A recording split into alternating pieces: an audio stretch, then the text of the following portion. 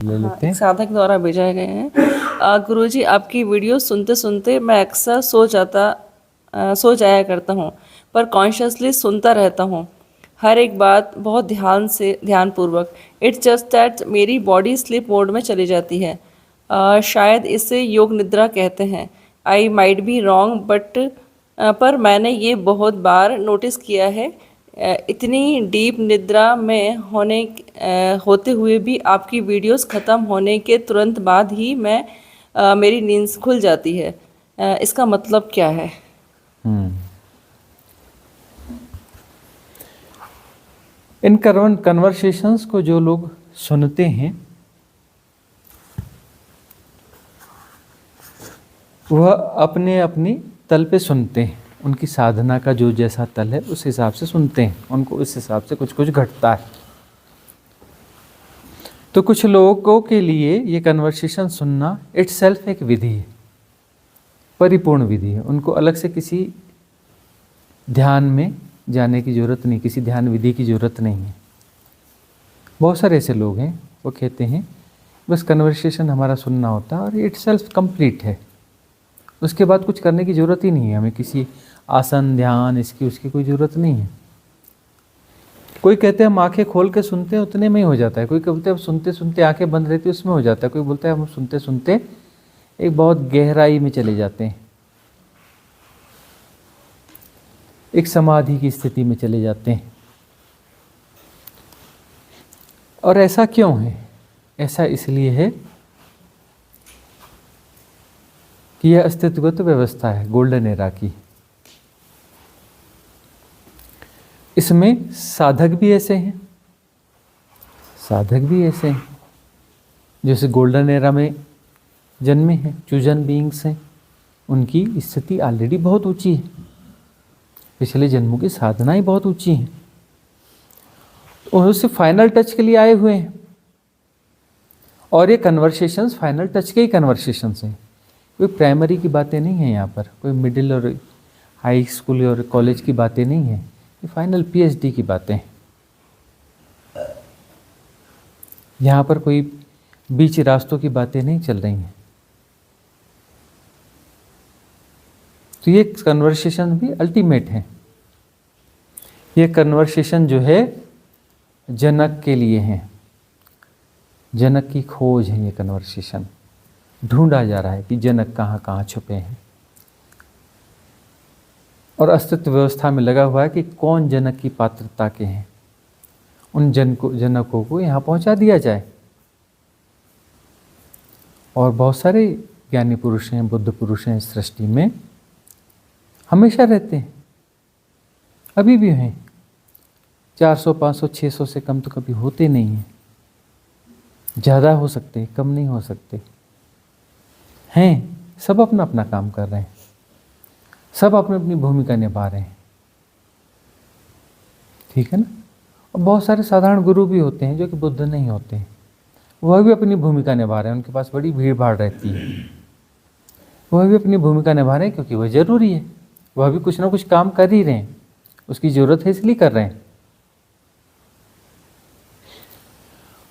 तो जो है हमारे पास जो भूमिका है सो है,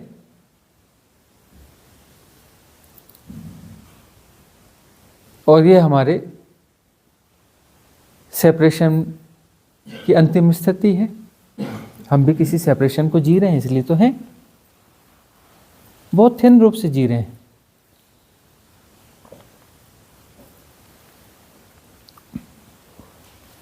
इस शरीर में क्यों है? बहुत छोटे अंश में कुछ बचा हुआ है इसलिए है, कुछ न कुछ विकार संभाले हुए होंगे इसे, कुछ विकार भी दिए जाते हैं ताकि शरीर में रहो। रामकृष्ण परमहंस को भोजन का बहुत ज़्यादा शौक था, वह उनका विकार था, वह आग्रह था, उस आग्रह के सहारे फंसे रहे। कृष्ण भी तो रहे, इतनी लीलाएं करते रहे लेकिन शरीर में रहे, काफ़ी समय तक रहे। क्यों रहे? कुछ भूमिकाएं निभाने की थी, निभाने के लिए उनके अंदर में भी कुछ ना कुछ ऐसी कुछ चीज़ें थी, कुछ विकार रखे गए तो समझ में नहीं आए, और वह उनके द्वारा डिलीवरी भी कुछ स्पेशल होनी थी, अलग ही स्पेशल। हर बुद्ध पुरुष से, हर ज्ञानी से कुछ स्पेशल डिलीवरी होती है, इसलिए पूर्णावतार कहा गया। उनसे कुछ स्पेशल डिलीवरीज थी, ऐसी डिलीवरीज थी कि उन्हें पूर्णावतार कहना पड़ा, स्पेशल डिलीवरीज। और ऐसी स्पेशल डिलीवरीज थी और उसके लिए उनको उस द्वैत को भी जीना पड़ता है। स्पेशल डिलीवरी देने के लिए कुछ विशेष विकारों को भी जीना पड़ता है, तभी वो स्पेशल डिलीवरीज आती हैं। इसलिए जैनों ने भगवान कृष्ण को 7वें नरक में डाल दिया। वो कहते हैं कि 7वें नरक में है, और अगला जब काल आएगा तो उसमें वो प्रथम तीर्थंकर बन के पैदा होंगे, लेकिन अभी तो 7वें नरक में है, अभी तो 7वें नरक में है। अब जो कोई व्यक्ति कुछ डिलीवरी दे रहा है, स्पेशल डिलीवरी दे रहा है, तो उसके प्रतिलोम को वह जी रहा होगा। कोई कह रहा था कि ये जड़ों का कुछ बात, कौन कह रहा था, क्या कह रही थी कि ऊर्जा अगर ऊर्ध्वगामी है, और जैसा कि हम नेचर में भी देखते ही हैं, सब कुछ ऊपर ही ऊपर जाता है, तो रूट्स क्यों नीचे जाती हैं? रूट्स क्यों नीचे जाती हैं? अभी ये सोचो कि कोई पेड़ बहुत ऊंचा है और उसकी जड़ें नहीं हैं, तो पेड़ खड़ा हो सकता है क्या? बगैर जड़ों का कोई पेड़ खड़ा हो सकता है क्या? नहीं हो सकता ना। अब बहुत ऊंचा पेड़ है, इसका अर्थ क्या है? बहुत गहरी जड़ें हैं। भाई जड़ें ही तो संभालेंगी, ज़्यादा जड़ें फैलानी पड़ेंगी, ज़्यादा नीचे तक ले जानी पड़ेंगी, उस सहारे से पेड़ बड़ा ऊंचा जाएगा। तो ऊंचा पेड़ है का मतलब जड़ें बहुत गहरी हैं। इसलिए हम कह रहे हैं कि कृष्ण जैसा व्यक्तित्व, उसने जो स्पेशल डिलीवरीज दी, जो क्वालिटीज दी, जिसके कारण हम कृष्ण को जो है पूर्णावतार कहते हैं, तो उसने जड़ें भी वैसी फैलाई होंगी ना, प्रतिलोम को जिया होगा ना। इसलिए तो उनके जीवन में रासलीला है, उनके जीवन में कूटनीति है, उनके जीवन में युद्ध है, जाने क्या क्या है। तब जाकर के तो डिलीवरी निकली है, तब तो जाके गीता पैदा हुई है। गीता ऐसे कैसे पैदा हो जाएगी? और यह परम रहस्य है। सृष्टि इसी तरीके से काम करती है, यह खेल इसी तरीके से चलता है। जिनने महान डिलीवरीज दी है ना, उन्होंने प्रतिलोम को जिया है।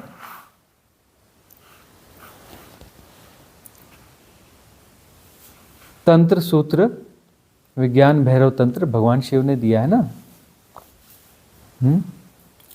आज जिसकी बात करते हैं, ओशो ने बात करी संभोग से समाधि की ओर, तो कितनी आलोचना हुई उसकी, और पढ़ा किसी ने नहीं। और वह बात जो है उनसे 1000 गुना ज़्यादा तौर तरीके से किसने कही? भगवान शिव ने कही। लेकिन अब डिस्टेंस हो गया। उस समय गालियां देते थे लोग उन्हें, अरे उनके ससुर ही उन्हें नहीं स्वीकार करते थे। दुनिया की क्या बात करते हो? हाँ, जो कैलाशों के वासी शिव हैं, उनको उनके ससुर समाज कोई स्वीकार ही नहीं करता था। और कितने विलोम को जिए, नहीं सुनते कथाएं कि कोई बात फंस गई। अब थे तो कुछ स्पेशल बीइंग तो थे, सलाह तो लेने जानी पड़ती थी। समर्थन करो, विरोध करो, कुछ भी करो, और जो विशिष्ट है तो विशिष्ट है। फंसोगे तो सलाह लेने तो वहीं जाने पड़ेगा। देवता पहुंच गए सलाह लेने, और शिव जी मस्त हैं, रमण में अपनी पत्नी के साथ में हैं। इंतजार करो, ठीक है, इंतजार करते हैं। 1 दिन बीता, 2 दिन बीता, 3 दिन बीता, कब क्या महीना बीत गया। अरे हमारी समस्या इतनी भयानक है, अभी डिसीजन लेना है। उन्होंने दरबानों को बोले हटो, हम तो जा रहे हैं। पहुंच गए वहां पर, शिव जी रमण में, और वहां से उठते हैं क्रोध में और तृतीय नेत्र खोलते हैं और देवताओं की वाट लगा देते हैं। कथा क्या कहती है कि उन्होंने जो है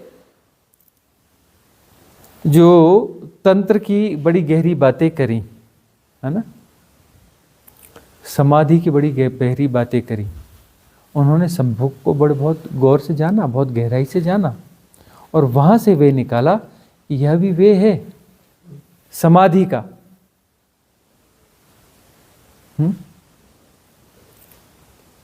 और इस तरीके से कहा कि हमने उनके सिंबल के रूप में वही चीज स्थापित करी, शिवलिंग और योनि के साथ में जलहरी होती है ना नीचे, उसकी हम पूजा करते हैं, जगह जगह स्थापित करते हैं। उस परम विज्ञान को पहचानो कि मूलाधार में तुम हो और मूलाधार में तुम रहोगे ही। प्रकृति का खेल है, खेल का नियम है कि तुम्हें मूलाधार में ढकेलेगी, है ना। जिसे तुम पाप कहते हो, तुम उसी पाप से जन्मे हो। तुम्हारे माँ बाप ने पाप किया था तभी तो तुम पैदा हुए, नहीं तो तुम पैदा कैसे होते। तुम अपने बच्चे भी तो पाप करके पैदा करते हो ना। ये तो सामाजिक धारणा है। वो कहते हैं कि ये सामाजिक धारणाओं में न जाओ, ये परम सत्य है, उसको स्वीकार करो भाई। वो पाप पाप कुछ नहीं है, सहजता है, वो सहजता है, उसको जैसा का तैसा स्वीकार करो, जैसा का तैसा उसे स्वीकार करोगे उससे ऊपर उठने के मार्ग मिलेंगे। और उन्होंने उसके मार्ग बताए कि उस ऊर्जा को कैसे ऊपर ले जाओ। अब ओशो ने कहा संभोग से समाधि की ओर, तो हमें लग गई बात बुरी। अरे भीतर पढ़ो ना, उसमें लिखा है कि काम ऊर्जा को राम ऊर्जा कैसे बनाते हैं। शीर्षक पे जाते हो, अंदर पढ़ो ना। बोलते काम ऊर्जा में तो तुम जी रहे हो, नहीं जी रहे हो, तुमने बच्चे पैदा नहीं किए, तुम्हारे माँ बाप ने तुम्हें पैदा नहीं किया, जी तो तुम उसी को रहे हो, दिमाग में उसी की चिंतन चलता रहता है। दुनिया में क्या दिखाते हो, अंदर तो वही चल रहा है, काम ऊर्जा में जी रहे हो। अब प्रकृति का नियम है, काम ऊर्जा का प्रकृति का नियम ही है ऐसा। वह तो पेड़ों में ही पैदा करती है, उस तभी तो उनके बीज निकलते हैं। पशु पक्षियों में पैदा करती है, तभी तो उनकी आगे संतति चलती है। प्रकृति का नियम है। हाँ, एक्सपांशन, हाँ हाँ, यह तो है। अब वो बता रहे हैं कि कैसे इसको राम ऊर्जा में ले जाओ। इसको बड़ी सुंदर सुंदर भाषा में बोले, सुंदर सुंदर भाषा में नहीं, साफ सुथरी भाषा में बोलो ना, कि मूलाधार है, इसमें काम ऊर्जा है, इससे ऊपर उठो, स्वादिष्ठान है, हाँ, मणिपुर है, अनाहत है, विशुद्धि है, आज्ञा है और सहस्त्रार है। 7 चक्र हैं। नीचे की ऊर्जा को तुम जी रहे हो, नीचे के तल को तुम जी रहे हो, उसे ऊपर उठाओ ना, सुषुम्ना नाड़ी क्रिएट करो ना। विकारों में ऊर्जाओं को इधर बर्बाद कर रहे हो। पहचानो कि यह है क्या। पहले बीमारी को पहचानोगे तब तो उसका इलाज करोगे, तभी तो उसकी दवा खाओगे। नहीं जी, बीमारी की बात मत करो, गंदी बीमारी है ना। तुम तो ये बताओ कि हम अजर अमर कैसे होंगे। अरे पहली बात तो बीमार हो, तुम सड़ रहे हो, गल रहे हो, हाँ, बीमारी को समझो, डायग्नोस करो कि बीमारी क्या है, इसका नाम क्या है, क्यों पैदा हुई, कौन सी दवा इस पे काम करेगी, यह बात करो ना। उसका इलाज करो, इलाज करोगे तो फिर अपना जैसे निदान निकलेगा। अब मूलाधार में ऊर्जा है तो पहले पहचानो क्या है, क्यों जा रही है, किन कारणों से वहां नीचे जा रही है, उसको पहचानो। पहचानो और छिद्रों को रोको। समझ से रोकोगे ना, उसकी कोई विधियों को ढूंढोगे ना, तब जो है उसे डाइवर्ट करोगे। तब जो है कुंड से ऊर्जा निकल के मूलाधार पे न जा करके कुंड ऊर्जा निकल के सीधे ऊपर के चक्रों पे जाएगी, स्पाइनल कार्ड के भीतर से जाएगी। वह ऊर्जा जो है वह ऊर्जा नाड़ी बनेगी, सुषुम्ना नाड़ी बनेगी। सुषुम्ना नाड़ी कोई मांस मज्जा की नाड़ी नहीं है, कोई खून और हड्डी की इसकी नाड़ी नहीं है, वह नाड़ी ऊर्जा की नाड़ी है। जैसे चंद्र प्रकाश, पूर्णिमा का प्रकाश, रजत प्रकाश, उस रजत प्रकाश की नाड़ी है। वह नाड़ी भीतर स्पाइनल कार्ड से चल के कहाँ तक आती है, ब्रह्म क्षेत्र तक आती है, सहस्त्रार तक आती है।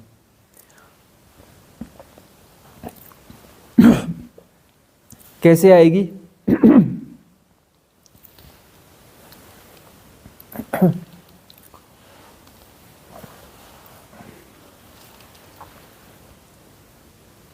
यदि बीच में दूसरे चक्र हैं, भय का चक्र है, स्वादिष्ठान, बहुत भयभीत हो, सुषुम्ना नाड़ी नहीं बनेगी। क्यों? जैसी ऊर्जा ऊपर उठेगी भय आने लगेगा। उसे समझो, उसे क्लीन करो। भय, घृणा है, लोभ है, तरह तरह के विकार हैं। कौन से विकार हैं, उन विकारों को समझो, उसके गणित को समझो, तो ऊर्जा फिर रूपांतरित होगी। रूपांतरित होगी तो फिर ऊपर के चक्र पे जाएगी, फिर ऊपर के चक्र पे जाएगी। यदि बीच के सारे चक्रों के विकार जो हैं उनकी क्लिंजिंग हो गई तो फिर वह सुषुम्ना नाड़ी बन के सीधे सीधे सहस्त्रार तक जाएगी। और नाड़ी कंप्लीट बन गई तब कुंड की सारी ऊर्जा अचानक एक दिन उसमें प्रवेश करके ब्रह्म क्षेत्र को फाड़ के निकल जाएगी, छेद बना देगी, रंध्र क्रिएट कर देगी। रंध्र मतलब होता है होल, रंध्र का मतलब होता है छिद्र। तो रंध्र खुल जाएगा ब्रह्म क्षेत्र में और यह ऊर्जा उस परम ऊर्जा के साथ एक हो जाएगी, द्वैत खत्म हो जाएगा।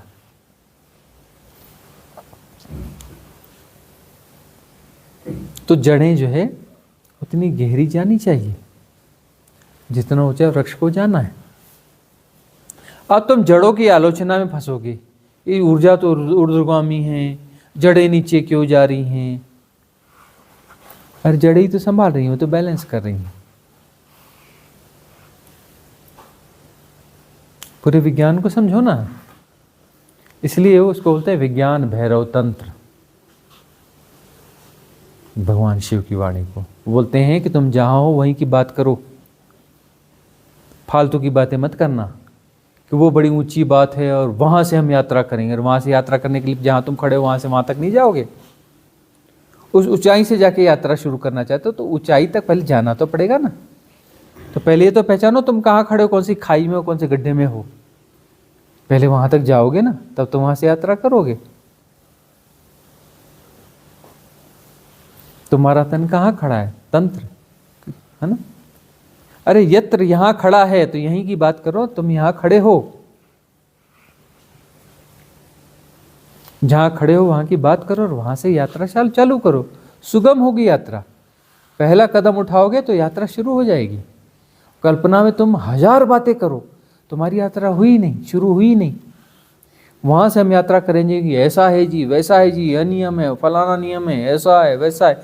1000 बातें करते रहो, यात्रा होनी ही नहीं है। और तुम कहो कि मैं यहाँ खड़ा हूँ, इस खाई में खड़ा हूँ, पहले तो मुझे वहां तक जाना है, तो वहां जाने के लिए मुझे कदम बढ़ाना है। उसने कदम बढ़ा दिया, कदम बढ़ाते ही यात्रा शुरू हो गई। तो जहां हो वहां की बातें करो, वहां अपनी समझ पैदा करो कि कहाँ हो, क्या समस्या है।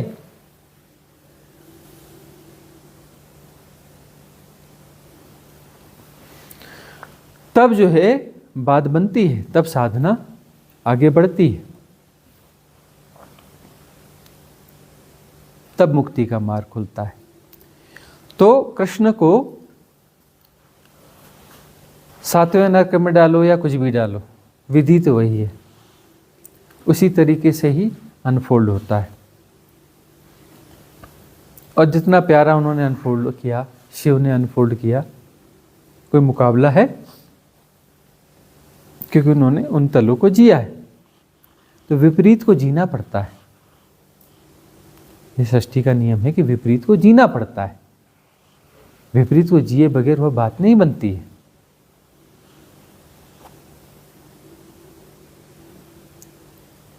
तभी वो शिद्दत व साहस पैदा होता है।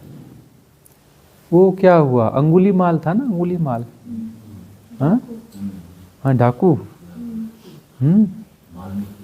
और 999 अंगुलियां उसने काट के रखी थी। सिर काटता था और फिर उसकी अंगुली काट के अपनी माला पे लगाता था गिनती के लिए, 1000 माला पूरी करनी। भगवान बुद्ध की शरण में आया और देखते देखते ज्ञान को उपलब्ध हो गया, बुद्धत्व को उपलब्ध हो गया। कैसा विचित्र हुआ, जड़ें बहुत ज्यादा गहरी थी।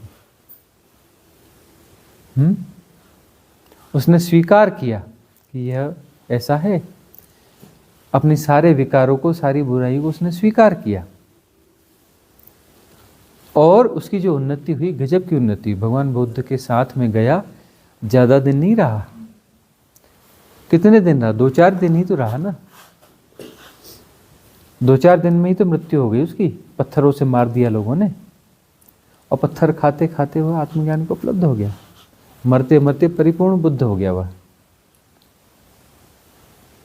जिसके नाम से लोग कांपते थे, उसको पत्थर मार रहे थे और वो चुपचाप खड़ा था। पत्थर लगते जा रहे थे और जख्मी होता जा रहा था, और उसके अंदर में कोई विकार पैदा नहीं हुआ। निर्विकार अवस्था में रहा, और निर्विकार अवस्था में उसने शरीर त्यागा। सारे कर्म भोग पूरे हो गए उसके। तो जो पत्थर खाते खाते जो ना सारे कर्म प्रारब्ध भी धुल गए वहीं पर, क्योंकि समता में बना रहा, पुष्ट रही उसकी समता। समता उसकी विखंडित नहीं हुई।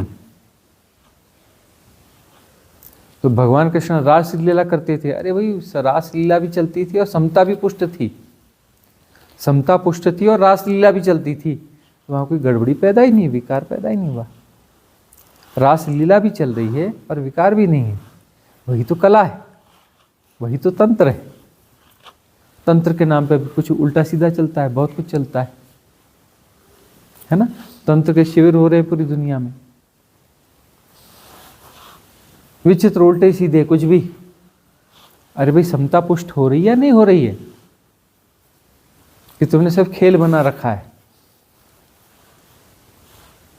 समता पुष्ट होनी चाहिए, तब वह विधि काम करती है।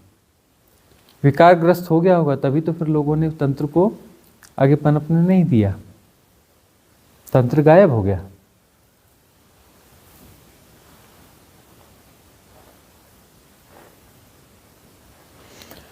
जो कन्वर्सेशन सुनने पर उनके साथ ऐसा होता है, तो इसलिए होता है कि पिछले जन्मों की साधनाएं पुष्ट हैं, समता काफ़ी पुष्ट है।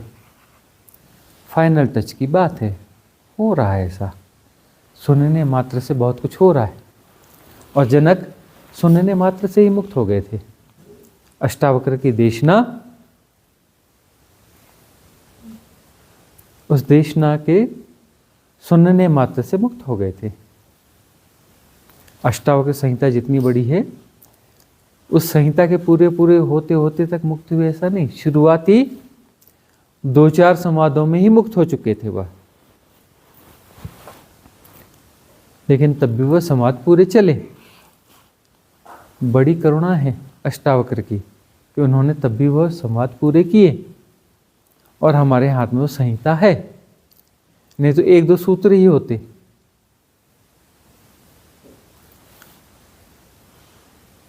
तो सारे सूत्र आ गए।